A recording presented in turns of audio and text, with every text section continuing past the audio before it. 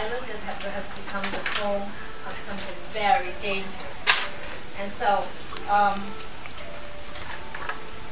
hope you will enjoy the story.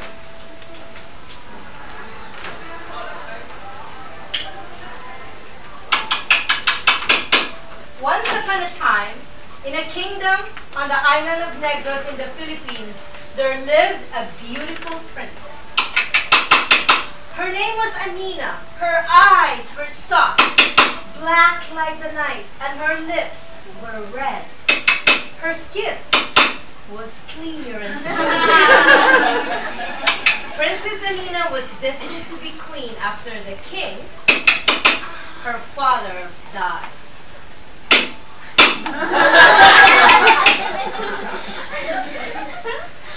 It was a happy kingdom.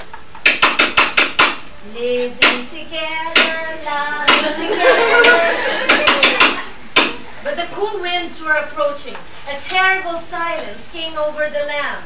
The priestesses were worried about something terribly important. Princess Anina, who lived a very sheltered life, did not know what it was. The priestesses left the temple early in the morning and returned only at dusk.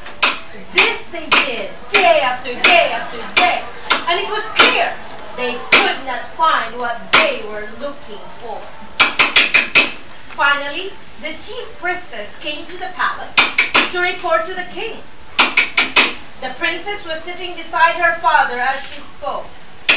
"We have searched all over the land, your highness. The maidens are all marked, but one of them will be acceptable to the dragon." They both looked at the princess. She is the only woman who has an unmarked face to sacrifice to the dragon. The princess was puzzled. What did the priestess mean? She looked for her father. She went to her room. Knock knock. Amahang hari! Father King. What is going on?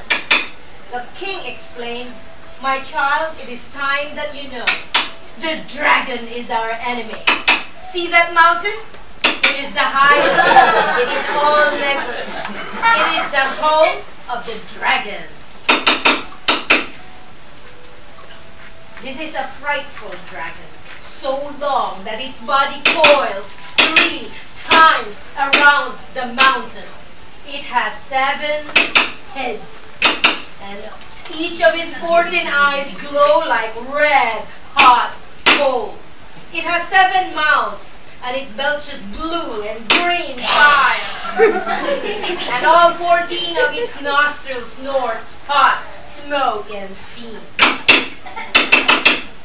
Princess Anina was so afraid that her hair stood on her skin.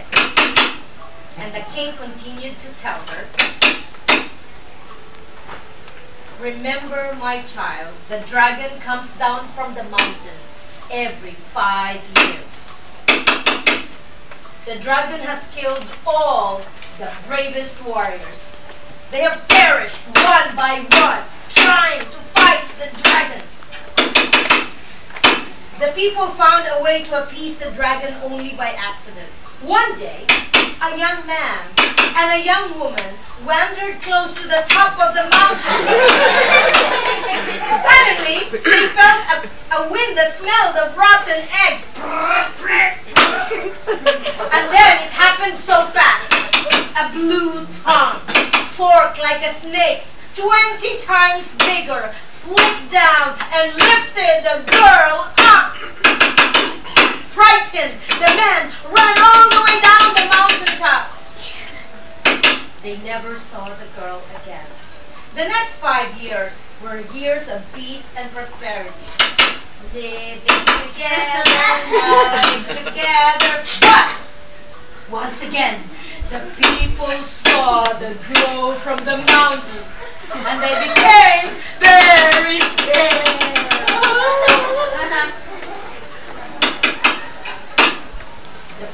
this thought. Surely there must be a way to fight the dragons. And the king assured her, "My child, we have tried many things. You are the only maiden who is young and unmarked. It is a sacrifice, my child. All the ladies in the kingdom are marked. So tonight, you must leave the palace." The princess, who loved her people more than herself, said, I am unmarked. I'm the only one. I will make that sacrifice. I will face that dragon. But on the day that the princess was to be taken to the dragon's mountain, a tall stranger appeared in the palace. The people could tell from his rich robes that he came from a faraway land. The stranger stood before the king and said, "I have come to help." What the king did not know was the stranger was really Laon, also known as Lord Laon. He was strong and wise, and he had powers that dangled by his side. Laon had special powers. He could talk to all the beasts.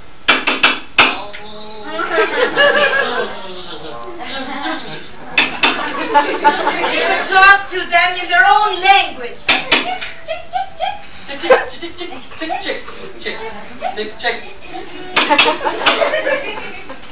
As he strode over the slopes of the great mountain, he saw the leader of the army of ants. "Hello, leader of ants. I am your Lord Laon. Go quickly to your king. Tell him to gather his warriors and march to the top of the mountain. He must fight the dragon." "Yes, Laon." Then Lord Laon got up and held out a finger. A bee came to rest on it.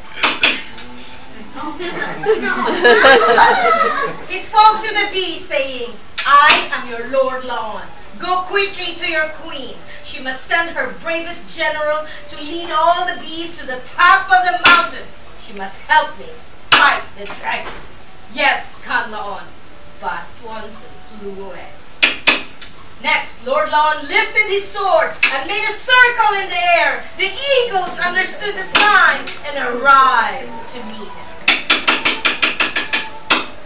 "Fly to your king. Tell him my command. He must bring all the eagles to the top of the mountain. He must fight the dragon."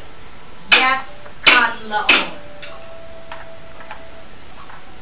The king of the eagles himself carried the brave Laon on his wings to the top of the mountain. And once they reached the mountain, they saw the dragon. In a flash, armies of ants began to swarm over the dragon's body. They crept under its great jagged scales and bit the soft, unprotected flesh. Then a swarm of bees flew in and stung all 14 of the dragon's glowing red eyes until the dragon was completely blind. Then, at last, the eagle swooped in and pecked the eyes out of the dragon.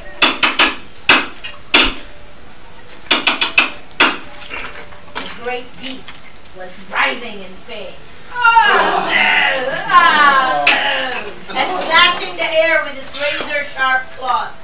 At last, Lord Laon drew his sword and he returned and climbed the monster's terrible body. He brought with him water from the river with tears from loved ones who lost their daughters and poured it inside the dragon's belly. When he was done, the terrible beast grew still. Its fires were silent. Laon knew the dragon was going to be asleep forever.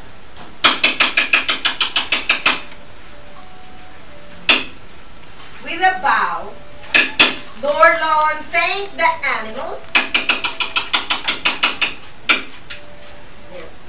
Then he marched down the mountain. Villagers came to meet him. They shouted, "No dragon will take our maidens no more!" The princess thanked Lord Laon. And the king gave him all his riches. Lord Laon took the princess' hand and said, I would like to serve you and your king, your father, the king. Soon he and the princess were married. And for this great adventure, the people named the Dragon's Mountain Laon. Today, Mount Laon rises majestically over Negros Island in memory of the great Lord Laon, who slew the seven-headed dragon.